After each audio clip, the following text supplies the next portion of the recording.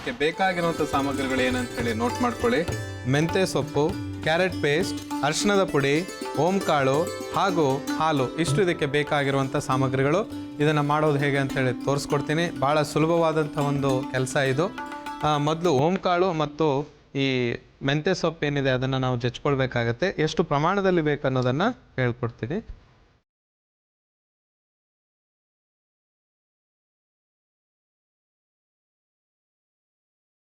ಅರ್ಧ ಚಮಚದಷ್ಟು ಓಂಕಾಳು, ಒಂದು ನಿಂಬೆಹಣ್ಣಿನ ಗಾತ್ರದಷ್ಟು ಮೆಂತ್ಯ ಸೊಪ್ಪು, ಇಷ್ಟು ಇದನ್ನು ಹಾಕಿ ಕುಟ್ಟಿ.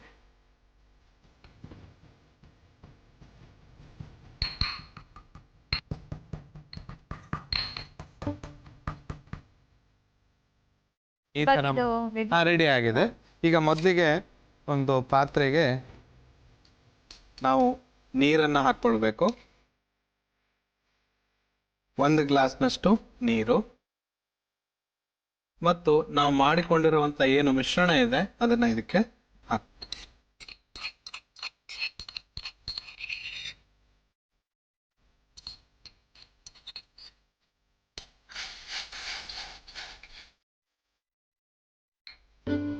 ಒಂದು ಚಮಚದಷ್ಟು ಕ್ಯಾರೆಟ್ ಪೇಸ್ಟ್,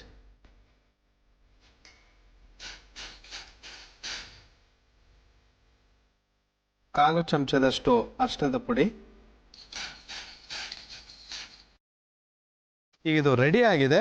ಇದಕ್ಕೆ ನಾವು ಹಾಲನ್ನು ಹಾಕ್ಕೊಳ್ಬೇಕು.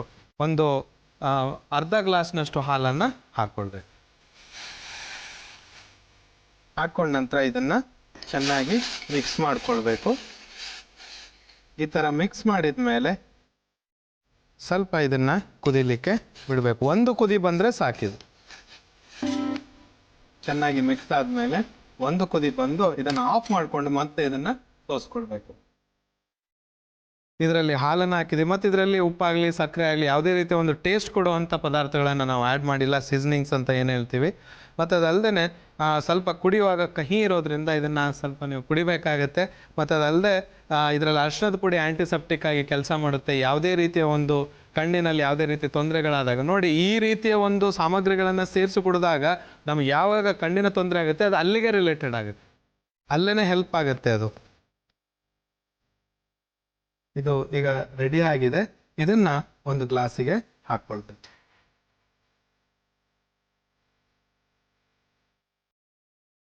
ವೀಕ್ಷಕರೇ, ಇವತ್ತೇನು ನಾನೀಗ ಈ ಹಾಲನ್ನು ಮಾಡಿ ತೋರಿಸಿದ್ದೀನಿ. ಈ ಕ್ಯಾರೆಟ್ ಮತ್ತು ಓಂಕಾಳು, ಅರಿಶಿಣದ ಮತ್ತು ಈ ಮೆಂತ್ಯ ಸೊಪ್ಪನ್ನು ಹಾಕಿ ಮಾಡಿದಿರೋಂಥ ಈ ಒಂದು ಕಷಾಯ ಏನಿದೆ, ಇದು ಕಣ್ಣಲ್ಲಿ ನೀರು ಬರ್ತಾ ಇದ್ರೆ ಅಥವಾ ವಾಟರಿ ಐಸ್ ಅಂತ ಏನು ಹೇಳ್ತೀವಿ ಅದಕ್ಕೆ ತುಂಬಾ ಉಪಯೋಗಕಾರಿ ಅಂತ ಹೇಳ್ಬೋದು. ರಾತ್ರಿ ಮಲಗುವಾಗ 1 ಸಾರಿ ಮಾತ್ರ ಇದರ ಸೇವನೆ ಮಾಡೋದು ತುಂಬಾ ಉತ್ತಮ ಅಂತ ಹೇಳ್ಬೋದು. ವೀಕ್ಷಕರೇ, ಇದನ್ನ ನೀವು 15ರಿಂದ 20 ದಿವಸಗಳವರೆಗೆ ಕಂಟಿನ್ಯೂಸ್ ಆಗಿ ತಗೊಳ್ತಾ ಬರಬೇಕು.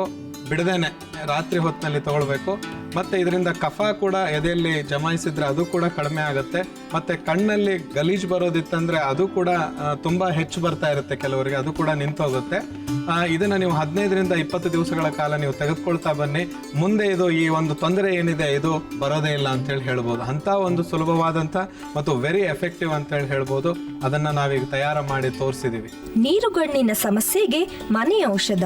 ಬೇಕಾಗಿರುವ ಸಾಮಗ್ರಿಗಳು: ಮೆಂತ್ಯ ಸೊಪ್ಪು, ಅರಿಶಿನ, ಕ್ಯಾರೆಟ್ ಪೇಸ್ಟ್, ಓಂಕಾಳು ಮತ್ತು ಹಾಲು.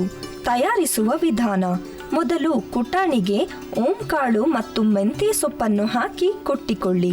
ನಂತರ ಕಾದ ಪಾತ್ರೆಗೆ ನೀರು, ಜಜ್ಜಿದ ಮಿಶ್ರಣ, ಕ್ಯಾರೆಟ್ ಪೇಸ್ಟ್, ಅರಿಶಿನ ಮತ್ತು ಹಾಲನ್ನು ಹಾಕಿ ಕಾಯಿಸಿ ಶೋಧಿಸಿಕೊಂಡರೆ ನೀರುಗಣ್ಣಿನ ಸಮಸ್ಯೆಗೆ ಮನೆ ಔಷಧ ಸಿದ್ಧ.